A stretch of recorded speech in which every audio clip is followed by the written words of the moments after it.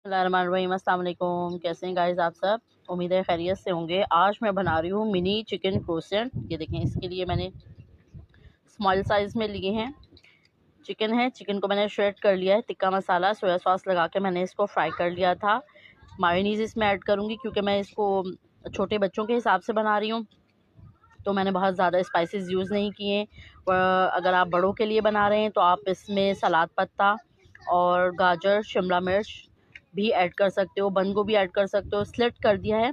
अब मैं इन तमाम चीज़ों को मिक्स करके मायोनीज़ और चिकन में मिक्स करके और मैं इनकी फिलिंग करूँगी। फिलिंग करने के बाद मैं इनकी आपको फाइनल लुक दिखाती हूँ। तो गाइज़, ये है आज की हमारी एक रेसिपी, बिल्कुल तैयार है। इसके साथ मैंने बनाया है रशियन सैलड। इसकी रेसिपी भी मैं बहुत जल्द आप लोगों के साथ शेयर कर दूँगी।